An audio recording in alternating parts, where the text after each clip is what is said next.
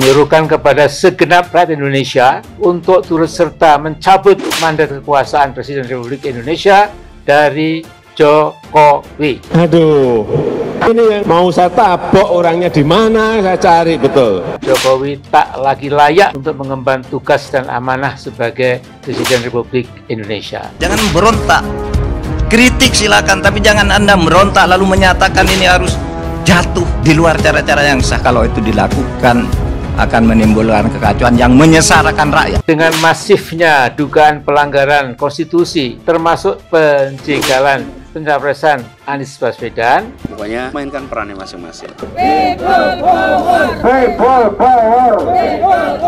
Sangat memalukan. Kenapa sih kita masyarakat mudah sekali terpancing dengan begundal provokator? Orang sudah pada mengatakan ya negara tidak boleh kalah, dan sekarang itu kan canggih, mencari pelaku dan mencari aktor intelektual itu sekarang gampang sekali. bertanda Profesor Amin Rais, Ahmad Khozinuddin Esa, Bang Edi Mulyadi, Ustadz Alfian Tanjung. Sekarang kalau sampai Pak Anies Baswedan menang, ya, dan jaringan yang saya bangun selama hampir 40 tahun juga nanti saya akan bilang, pulihkan Hizbut Tahrir. Hizbut Tahrir Indonesia itu sudah dibubarkan. Kok gerakannya masih ada? Kok tidak ditangkap seperti PKI? Organisasinya dibubarkan, orangnya ditangkap, diadili. Oke, saya bilang itu buktinya bahwa pemerintah sekarang itu baik. Karena yang dibubarkan HTI itu adalah dari sudut hukum administrasi, bukan dari sudut hukum pidana. Kalau hukum pidana ditangkapi satu-satu, tapi kita milih administrasinya, organisasinya dibubarkan. Kalau di dalam hukum pidana dibawa pengadilan dulu baru dihukum. Kalau dihukum administrasi, bubarkan dulu, baru kalau tidak terima gugat ke pengadilan. Sudah gugat kan ke pengadilan, kalah juga. Itu cara berpikir agar negara ini aman. Karena begitu Anda ngaco negara, seluruh rakyat akan menderita. Dukung penuh Anies Baswedan, Amin Rais minta cabut mandat Jokowi sebagai presiden. Untuk berjuang ini kita mengajak bangsa Indonesia, khususnya umat Islam itu dengan hayya 'alal jihad, hayya 'alal jihad. Hayya 'alal jihad.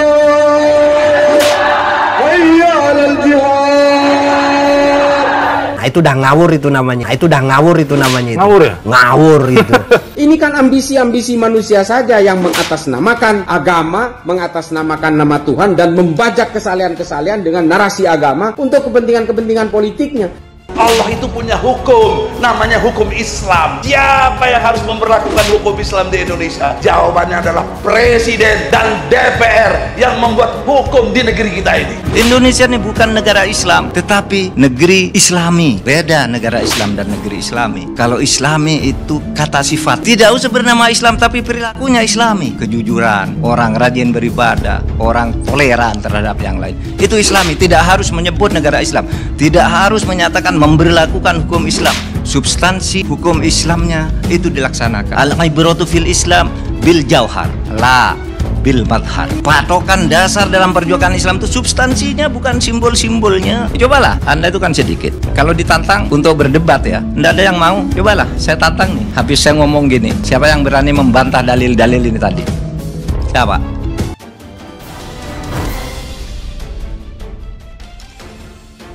Ketua Majelis Syuro Partai Umat Amin Rais dan sejumlah tokoh yang tergabung dalam organisasi Poros Pembebasan untuk Bangsa dan Negara menyerukan mosi tidak percaya dan meminta untuk mencabut mandat Joko Widodo sebagai presiden. Hal ini disampaikan di sebuah pertemuan yang diunggah dalam bentuk video di akun YouTube pribadinya Amin Rais Official. Poros Pembebasan untuk Bangsa dan Negara petisi bersama advokat, tokoh, dan ulama nasional tentang mosi tidak percaya dan cabut mandat Presiden Jokowi. Katanya dikutip dari tribunnews.com, Rabu 12 Juli 2022. Amin Rais mengungkapkan beberapa alasan sehingga muncul mosi tidak percaya terhadap pemerintahan Jokowi. Seperti dugaan penjagalan Anies Baswedan sebagai capres, pembegalan kepengurusan Partai Demokrat melalui peninjauan kembali atau PK KSP Muldoko, hingga dugaan penyalahgunaan wewenang dengan menggunakan institut negara untuk pemilu 2024.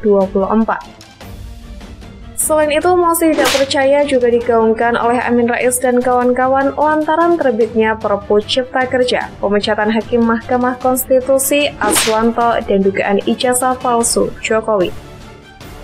Dengan beberapa alasan di atas, Amin Rais dan kawan-kawan mengungkapkan beberapa poin petisi. Yang pertama, Amin Rais dan kawan-kawan menyayangkan sikap DPR yang tidak memakzulkan Jokowi sebagai presiden melalui aktivasi hak angket. DPR RI semestinya menjadi alat kontrol eksekutif, bukan malah menjadi stempel kekuasaan Jokowi. Kedua, menyatakan mosi tidak percaya terhadap pemerintahan Jokowi. Pada poin kedua ini, Amin Rais mengeklaim bahwa banyak masyarakat yang menuntut Jokowi agar mundur sebagai presiden. Presiden Jokowi semestinya menaati ketentuan TAP MPR nomor 6/MPR/2001 tentang etika dalam kehidupan berbangsa dan bernegara, dengan menyatakan berhenti dari jabatannya sebagai Presiden Republik Indonesia, ujarnya. Ketiga, mencabut mandat kekuasaan dari Presiden Jokowi sehingga dianggap sudah tidak layak untuk memimpin Indonesia. Keempat, Amin Rais pun mengajak masyarakat untuk bersama dengan organisasinya untuk mencabut mandat Jokowi sebagai orang nomor 1 di Indonesia. Terakhir, menyerukan kepada segenap penegak hukum bersikap netral dan segera membebaskan para ulama, habib, tokoh, aktivis, dan ormas Islam dari vonis yang zalim seperti HTI dan FPI, ujarnya. Habib Muhammad Rizik Syihab, Haji Munarman, Husnur, Ustadz Ahmad Zain, Ustadz Anung Al-Ahmad, dan yang lainnya untuk mencegah agar tidak terjadi chaos dan kerusuhan yang meluas, kata Amin Rais. Adapun petisi tersebut ditandatangani oleh puluhan tokoh hingga pensiunan TNI pada Minggu 9 Juli lalu. Sebagaimana diketahui, Partai Umat sendiri didirikan oleh Amin Rais yang memastikan dukungan pencalonan Anies Baswedan sebagai Presiden 2024. Sebagai Ketua Majelis Syuro Partai Umat, Amin Rais tentunya menyuruhkan agar Anies dan barisan pendukungnya jeli melihat potensi kekuatan guna mendulang suara maksimal. Pak Anies harus melihat lubang suara itu. Lambung suara Pak Anies itu kira-kira di Jakarta, Jawa Barat, Banten, Sumatera, Jawa Tengah, juga Jawa Timur. Tapi mungkin tidak prioritas, kata Amin Rais. Mantan Ketua MPR itu menjelaskan para koalisi pendukung Anies Baswedan sendiri juga perlu mengkaji sosok calon wakil presiden guna memaksimalkan perolehan suara. Karena itu wakilnya menurut perhitungan nasional, tokoh yang datang dari Indonesia Timur ini seperti menirukan apa yang terjadi pada zaman Pak SBY, kata Amin Rais. Di masa SBY bertarung sebagai capres pada pemilu 2004 silam, kata Amin dirinya meminta Yusuf Kala mendampinginya sebagai cawapres. Pak SBY minta Pak JK menjadi cawapres itu perhitungannya supaya suara Indonesia Timur terwakili, kata Amin Rais. Karena selama ini rakyat Indonesia di bagian timur itu kadang-kadang terlupakan, kita selalu melebihkan yang di Jawa, Sumatera, mungkin Kalimantan, serba barat pokoknya, kata dia. Bahkan kata Amin, pembangunan yang berjalan juga masih lebih banyak di Indonesia bagian barat daripada timur. Namun tentunya masyarakat jauh lebih tahu bagaimana perkembangan pembangunan di bagian Indonesia Timur, di mana telah digenjot habis-habisan oleh Presiden Joko Widodo demi kesetaraan pembangunan di seluruh Indonesia.